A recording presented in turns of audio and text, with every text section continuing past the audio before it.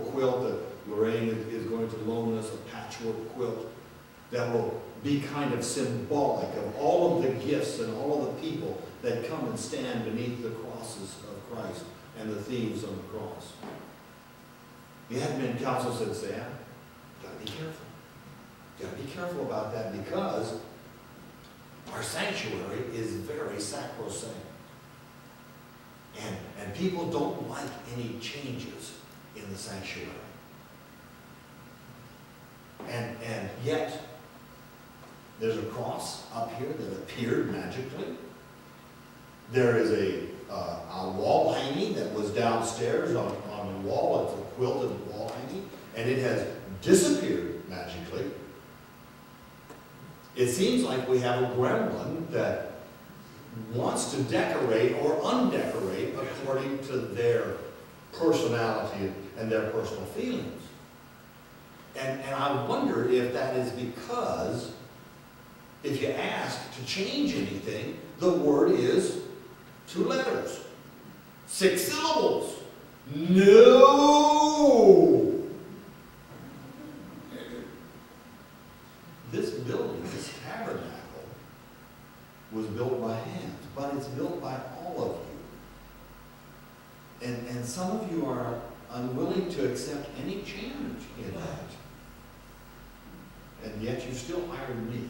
So I still think that there are some great possibilities here. But you settled in your pew, and you expect everyone who comes in the back door to be exactly like you, to look just like you, to act just like you, to like the things that you like, and to do the things just like you. And that's what Peter, James, and John went through. Everyone built tabernacles to the prophets. Everyone built tabernacles to God. And they wanted to do just like everybody else.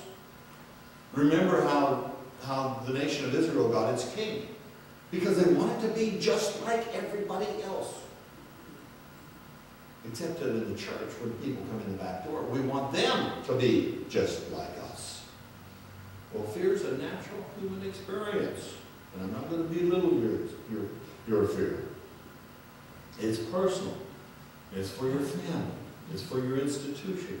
It's national. And I'm telling you, if you turn on your TV and listen to the news, there's a ton of fear on TV. It's almost unreal. And in the world, it's not just a fear.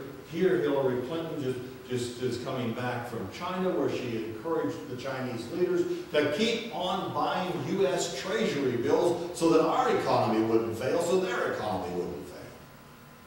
It's a world of fear out there. Now, without fear, fear is healthy. I mean, without fear, you wouldn't care whether the light was red or green. You'd cross the road. Without fear, you wouldn't care if you could swim or couldn't swim. You'd just go ahead and get into the ocean. Healthy fear keeps us alive. But unhealthy fear kills our spirits. And it's unhealthy fear that complains about the music or new music. It's unhealthy fear that complains about whether the minister wears a robe or whether they don't. It's unhealthy fear that complains about things of the service, things that truly do not mean a great deal. They mean something, yes. But the symptoms of change is complaint. And it's about change. It's about, change is hard. I'm not saying that, because we all know change is hard.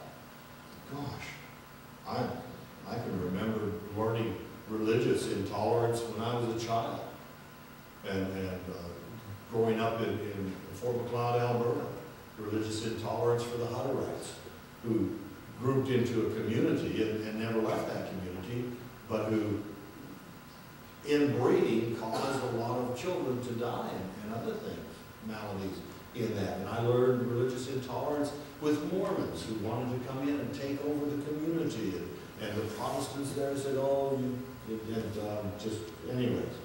And I carry religious intolerance even today. Them Baptists,